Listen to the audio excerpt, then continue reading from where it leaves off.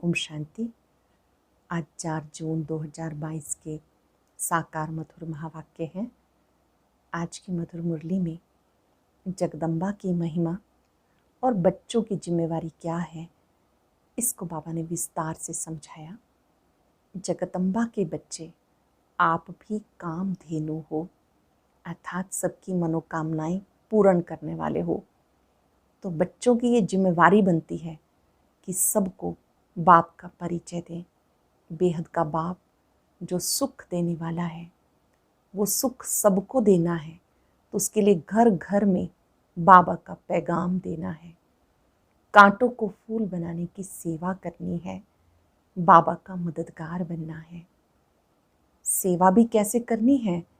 निराकार बाबा निरंकारी बनकर सेवा करते हैं, ऐसे बच्चों को भी बहुत बहुत निरंकारी बनना है। बाबा ने कहा तुम बच्चों को बहुत सिंपल रहना है, साधारण रहना है। यहाँ तुम्हें कोई साज सज्जा नहीं करनी है। कोई बाबा के पास आता है तो पहले बाबा बच्चों का देह अभिमान तुड़वाते हैं। बाबा कहते सब सेवाएं अपने हाथ से करो, झाड़ू लगाना, पोछा लगाना, बर्तन मांजना, ताकि देह अभिमान ना रहे। बहुत सुंदर बात बाबा ने सिखाई कि बच्चे पावन बनना है, तो पावन बनाने वाले बाप को बहुत बहुत प्यार से याद करो।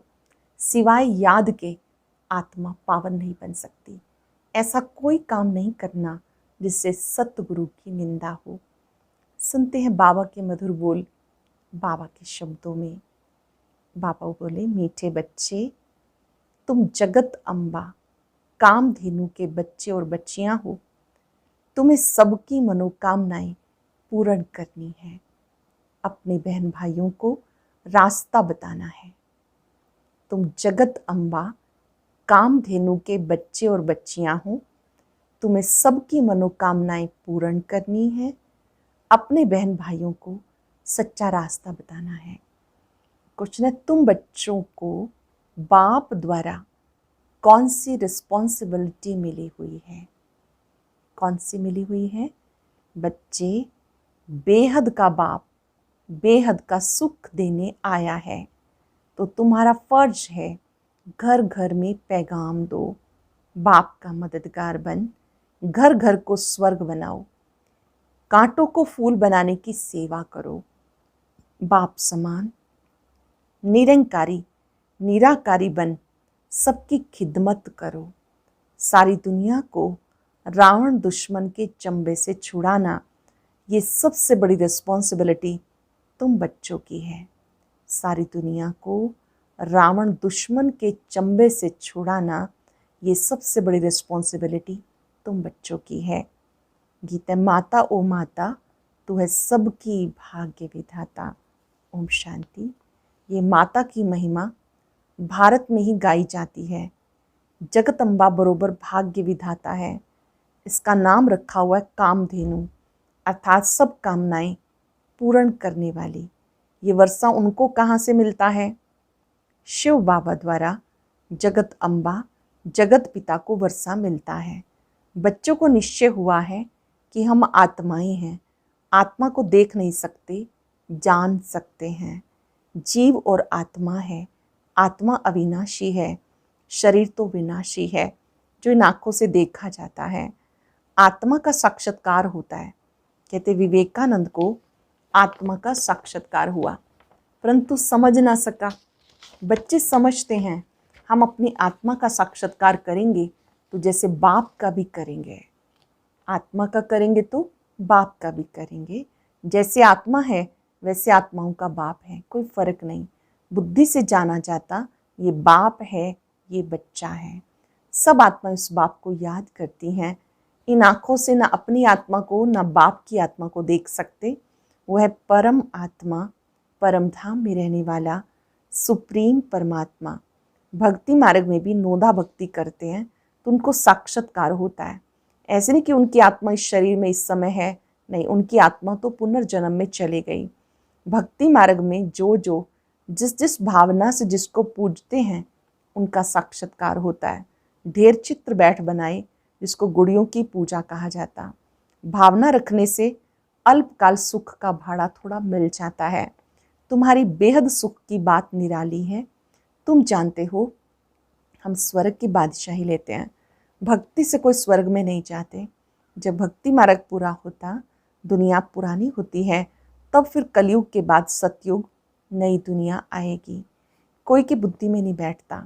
सन्यासी भी कहते फलाना ज्योति ज्योत समा गया, परंतु ऐसे है नहीं। तुम्हें अब ईश्वरीय बुद्धि मिली है, जिसको श्रीमत कहते हैं। अक्षर कितने अच्छे हैं। श्री श्री भगवान उवाच। वही स्वर्ग का मालिक अर्थात नर से नारायण बनाते हैं। तुम श्रीमत से विश्व का राज्य पाते हो। श्री श्री 108 की माला बहुत उसकी महिमा है। 8 रत्नों की भी माला होती है। सन्यासी लोग भी जपते हैं। एक कपड़ा बनाते हैं, उसको गौमुख कहते हैं। अंदर हाथ डाल माला फेरते रहते हैं। उसके अंदर ही माला रखते हैं और हाथ से फेरते रहते हैं। बाबा कहते हैं निरंतर याद करो, तो उन्होंने माला फेरने का अर्थ उठा लिया। बाबा ने सिखाया याद करो, निरंतर याद करो। वहाँ पे माला फेरना शुरू कर दिया। बच्चे जानते अब पारलौकिक बाप ने आकर हमें अपना बनाया है ब्रह्मा द्वारा। प्रजापिता ब्रह्मा है तो प्रजा माता भी है।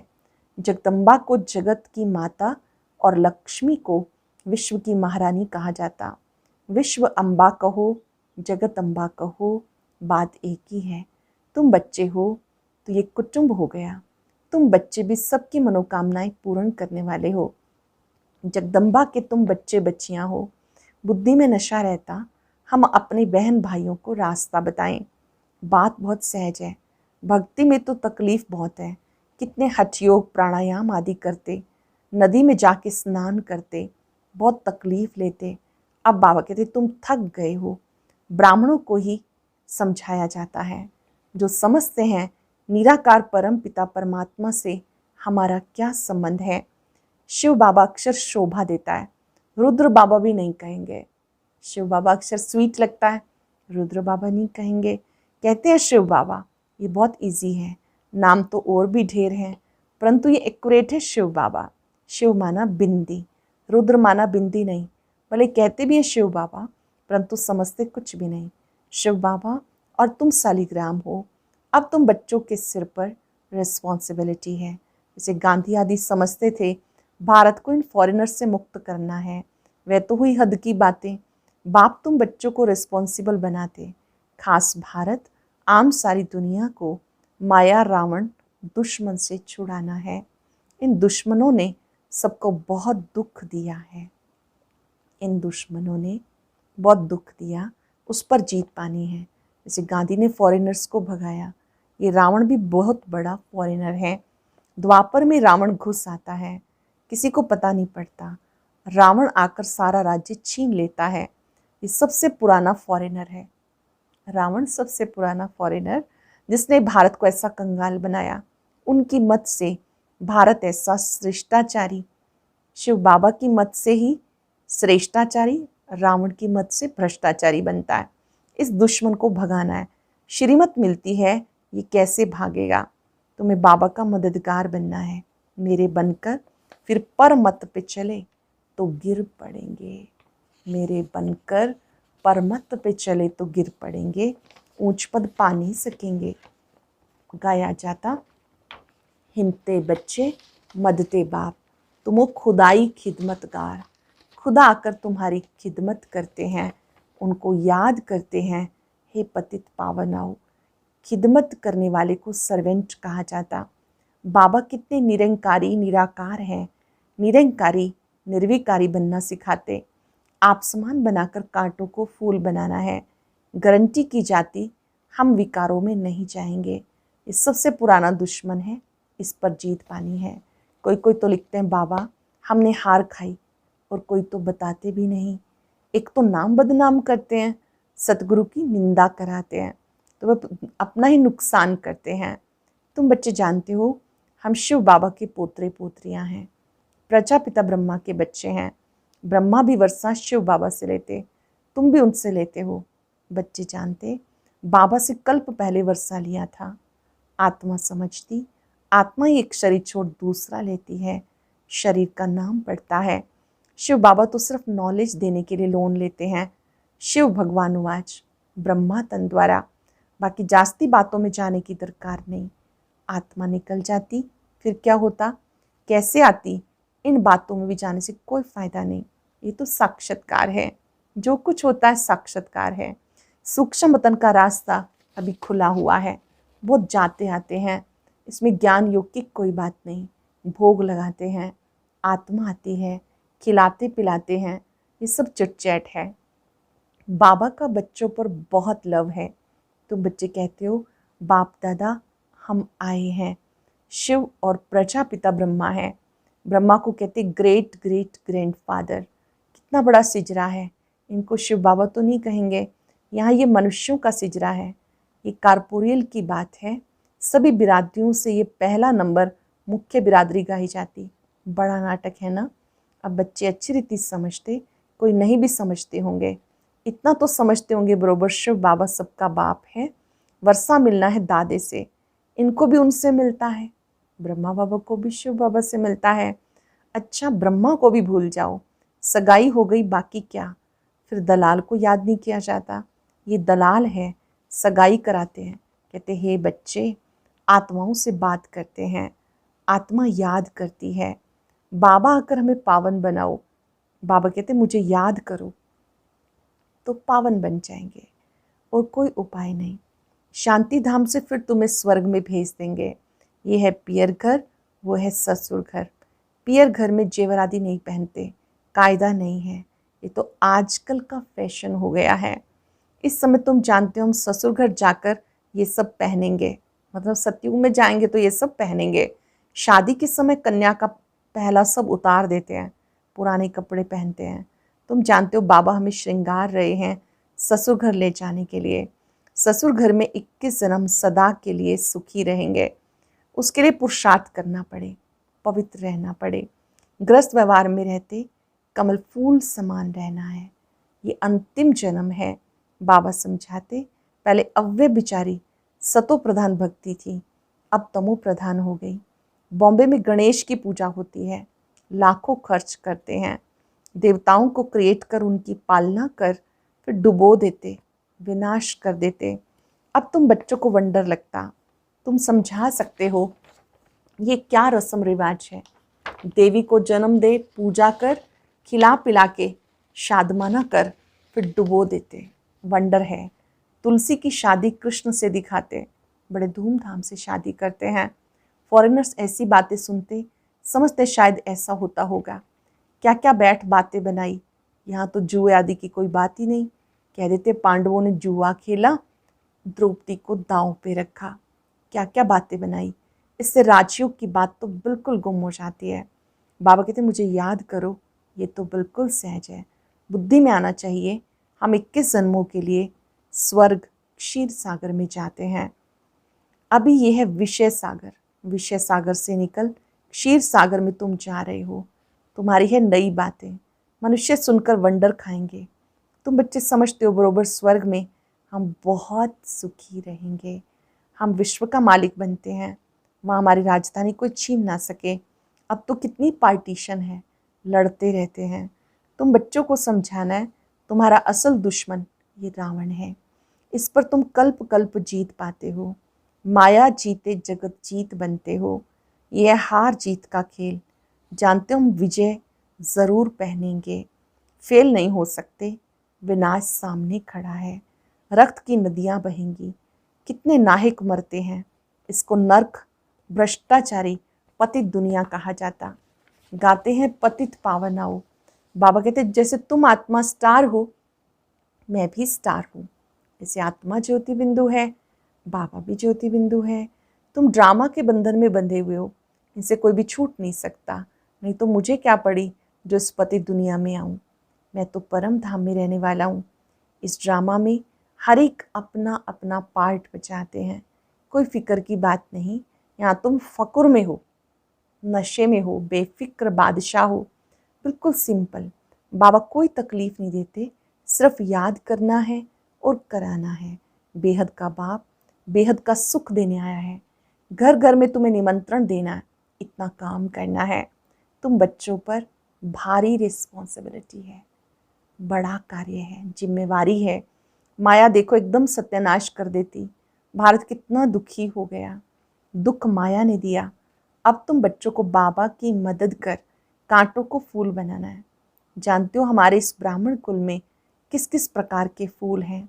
सर्विस करेंगे तो ऊंच पद पाएंगे, नहीं तो प्रजा में चले जाएंगे। मेहनत है ना, बहुत बच्चे हैं सर्विस में लगे हुए हैं, कोई बच्चियों को छुट्टी नहीं मिलती, बहुत मार खाती हैं। इसमें हिम्मत चाहिए, डरना नहीं चाहिए, बहादुरी चाहिए, नष्टो मोहा भी चाहिए। मोह भी कम नहीं है, बड़ा प्रबल है। साहूकार घर की होंगी तो बाबा पहले दिए अभिमान तोड़ने के लिए कहेंगे, झाड़ू लगाओ, बर्तन मांजो, परीक्षा तो लेंगे ना। अच्छा, मीठे मीठे सिक्के लदे बच्चों प्रति माता पिता बाप दादा का याद प्यार गुड मॉर्निंग। रूहानी बाप की रूहानी बच्चों को नमस्ते। रूहानी बच्चों की रूहानी बाप दादा को नमस्ते, गुड मॉर्निंग। शुक्रिया बाबा, शुक्रिया। धारणा के लिए सार। श्रीमत पर बाबा का पूरा पूरा मददगार बनना है। मनमत परमत पे नहीं चलना, नष्टो मोहा बन, हिम्मत रख, सर्विस में लगना है। अभी हम पियर घर में हैं, यहाँ किसी भी प्रकार का कोई श्रृंगार नहीं करना है। स्वयं को ज्ञान रत्नों से श्रृंगारना है, पवित्र रहना है। स्वयं को ज्ञान रत्नों से श्रृंगारना है, पवित्र रहना है। बहुत ही स्पेशल वरदान। दुख को सुख में, ग्लानि को प्रशंसा में परिवर्तन करने वाले पुण्य आत्मा भव। दुख को सुख में, ग्लानि को प्रशंसा में परिवर्तन करने वाले पुण्य आत्मा भव। पुण्य आत्मा वह है जो कभी किसी को दुख ना दे, ना दुख ले, बल्कि दुख को सुख के रूप में स्वीकार करे, ग्लानि को प्रशंसा समझे, तब कहेंगे पुण्य आत्मा। ये पाठ सदा पक्का रहे। गाली देने वाली, दुख देने वाली आत्मा को भी अपने रहमदिल स्वरूप से, रहम की दृष्टि से देखना है। गाली देने वाले को भी कैसे देखना है? रहमदिल के स्वरूप से, रहम की दृष्टि से देखना है, ग्लानि की दृष्टि से नहीं। वो ग्लानि दे, आप फूल चढ़ाओ, तब कहेंगे पुण्य आत्मा। कोई आपको गाली दे, आप शुभ भावनाओं के फूल चढ़ाओ, तब कहेंगे पुण्य आत्मा। इस लोगों ने बाप दादा को नैनों में समाने वाले ही जहान के नूर, नूरे जहान है।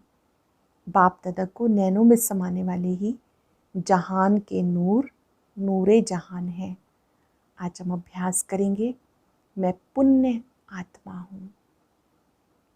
बहुत सुंदर अभ्यास।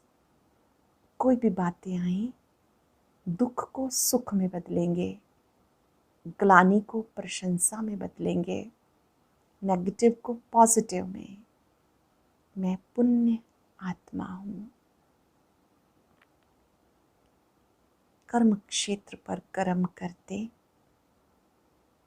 मेरी जिम्मेवारी है मैं स्वयं की स्थिति को ऊंचा रखूं।